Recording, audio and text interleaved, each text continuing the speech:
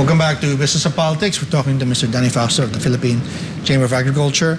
Sir, the second State of the Nation address of the President is coming up.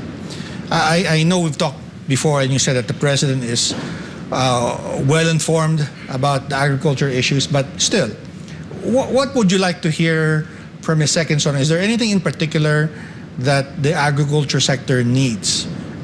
Maybe not just from the President, but also from Congress.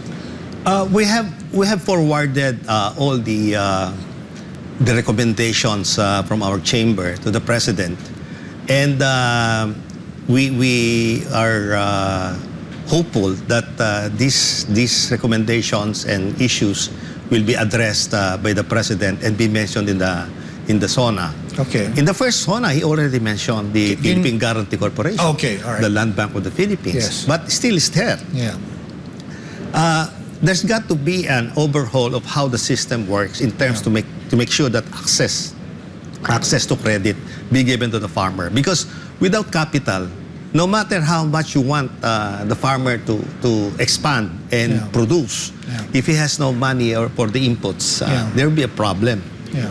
They are dependent on traders, especially if talking about onion. 75% of the onion growers are dependent on traders. Now, I've read that the DTI is coming up with a system that can help, but the government is not a lender.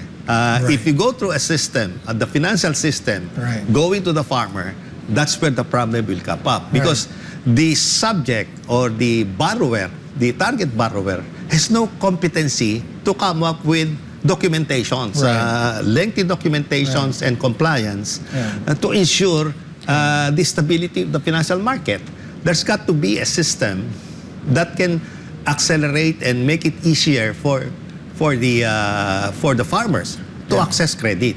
Because if they have credit, these farmers are good. If we want to go, and then we are now doing the Rice Competitiveness Enhancement Fund, there's this money. We would like also all the commodities that is importing, that is importing, has to be channeled through that particular commodity. If you import chicken, should have the poultry farmers. The poultry farmers and support not only on the chicken but the backward linkages like corn and feed milling and everything, which is where the necessity to grow up a chicken, and also all the other commodities that we import. No, we're importing a lot of other commodities. We are not sufficient. We have rice, corn, mungo, potato, coffee, garlic, onions. If we get tariff from them, it has to flow back to that particular commodity, just like what they're doing in rice. If that is done, then they are assured of more or less some support in terms of value chain, warehousing, processing, and so on. You mentioned that value chain is very important. And I think, and correct me if I'm wrong, you were talking about onions at one time, where there is a surplus in one part of the country, and so that leads the farmers to destroy the crop, and there's a shortage in the other part of the country where they need the same commodity. And what's the problem there? What can be done to get? Is it infrastructure? Is it simply policy? Is it information? What can we do? That's not onions. That's not a common. What we're talking here of tomato. Sometimes tomato, you throw it up in Nueva Vizcaya, in Benguet, while our friends in Zamboanga, our canning factory are importing tomato, where the other one is throwing up tomato. Yesterday, people in Saragossa, Nueva Ecija is throwing away the calabasa. If we can process it and have it ready for pumpkin soup or something, in tomato, you can produce ketchup or tomato paste or something. I think what is needed in Zamboanga for canning factories is the variety of the tomato you're planting. So there's got to be a market-driven process, what you plant. If you plant, you make sure that there is a demand for what you plant. And that can be done through proper dissemination of information. We do not have a data network information system. It's just being set up now, a real-time information, so that farmers can plan what to do. And they can prepare. But if they do not have information, for example, you plant onions, and at the end of the day, there's no trader to buy it from you because there is no cold storage facilities available anymore. It's full, it's filled up because the cold storage facilities might be lacking. No? We don't have the necessary cold storage facility to put them all in. So if you expand to be sufficient in terms of onion, we are now doing, last year we have done 340,000 metric tons. It's a good one. It's the highest so far. But the thing is, when you harvest this, you need to put it somewhere. The cold storage facility. You can consume it all at once. But the cold storage facility sometimes is filled with chicken or meat. And there's a lack of the post-harvest facilities always. That's why the mini agro-industrial facilities should be present in every barangay, and just to protect and be able to support the farmers when there's a bumper harvest. Make sure that it can be processed, and then you need the packaging, the labeling. That is where I think the youth can come in. You've been talking earlier about the youth. You have digital technology to match the tech-savvy. The tech-savvy youth to match the production to the market. And also the processing, labeling, graphics, packaging. They're very innovative on that. I think they would like that. And there's a lot of business in processing and in the value adding. And then distribution and marketing. And that is where the youth can come in. If they do not like to till the land. But there are also some techniques, because it's part of the strategy of a farmer on what to do with his crops, no? And also, if you have aquaculture, you have fruits, vegetables. These are all with strategy, and that if they know what to do, the thing number one is where will they sell it? How much capital is needed to do that? What if the climate change, if rain comes in or the drought comes in? So that's things that in control. But if you have forward information, just like what we're having now, we know that at the last quarter, we will have less water.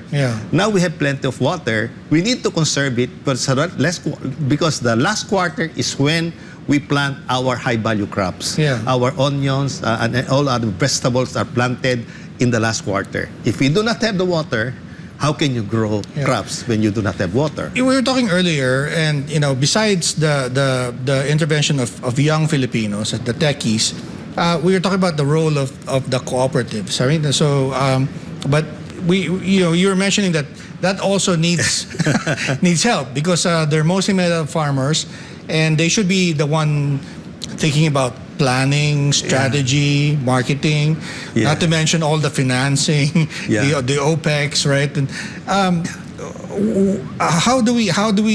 what kind of help do they need, these cooperatives? How do we make them stronger so that they are more helpful to farmers in all of these issues? I'm proposing that we put up a Bureau of Agricultural Cooperative inside the DA. Because the CDA has a separate quantum task of, there is tricycle cooperative, there is teachers cooperative, there's employees cooperative. Now for the agriculture sector, there are specific, because it is just not a matter of putting people together as a group. You need to teach them on or train them on governance, entrepreneurship, on business, and financial literacy. We were talking earlier. You're a very active member of the Rotary. And we, past Mr. Governor, your classmate was my member at the Makati. But you're saying that as an analogy, Rotary has these trainings. Could you talk about that and how that may be the solution for preparing the cooperatives? Yes. The problem before was that you let the farmers go to the training center. Before, it's difficult. From the Farplang barangay, you go to the urban center. In Central Luzon, you go to the Region 3. They cannot even pay for the tricycle going to the town. Much less going to Pampanga. Now, we need to reach out to them. And during the time of, as I said, the former president, the old Marcos, we have an agricultural technician for every 10 barangays. Okay. That helps them prepare the farm plan and budget, and train them. There's a CELDA. There's a CELDA of 5 farmers together. Okay. The only thing that is, I think, the failure of that Masagan 99 is that it made a lot of rural bank bankrupt. Yes. Because there's no guarantee system. Yes. When the rural bank lent to the farmers and rediscounted to the central bank, they were not able to collect. Yeah. So they're now obligated to the central bank. That's made them bankrupt. But if we have the guarantee system protecting them, then we can help the farmers. That's what the trouble is. Not only putting them together as a cooperative, you have to walk them through. They need the capacity, capability. You have to capacitate them as an organization, and not because they just want a free machine. They put themselves together so that they can have free machine from the PhilMec, Right. or free seedlings or hybrid seeds from PhilRice. Right. You need to put them together, bring them to the end, and make sure that they are their income is increasing. And because we need consolidation. Because without consolidated land, we don't have economies of scale. You know that about 80% of our land has 3 hectares and below. Okay. And 60% of that 80% is 1 hectare. Oh, wow. Okay. Because of the transfer to the offspring, pass it on to the next generation. They parcel the land. That's right. The difference with other countries like Taiwan, Thailand, Vietnam, is that they were supported. When we have given them the land during the agrarian reform, practically we abandoned them. There was no proper support or resources given to them. They end up selling the land. But in other countries, they are showered with resources to help them. But in our country, we left them alone. So now the president has to remove the what's it called this that you do not have to pay the interest anymore. You are already forgive everything. We do not have to do that if we have supported them in the first place. Now that the agrarian reform has a split program, they split the land, while the Department of Agriculture is consolidating the land. So what the right hand is doing is different from what the left hand is doing. We need to work in together. Perhaps they're splitting it, but they have to keep them together as a group or a cluster to make sure that we have economies of scale. If not, if you title them a small parcel and they cannot make money, they just sell the land. That's too bad. Sir, we'll be right back. We need to take another quick break. This is Business and Politics. We're talking to Mr. Danny Fausto of the Philippine Chamber of Agriculture.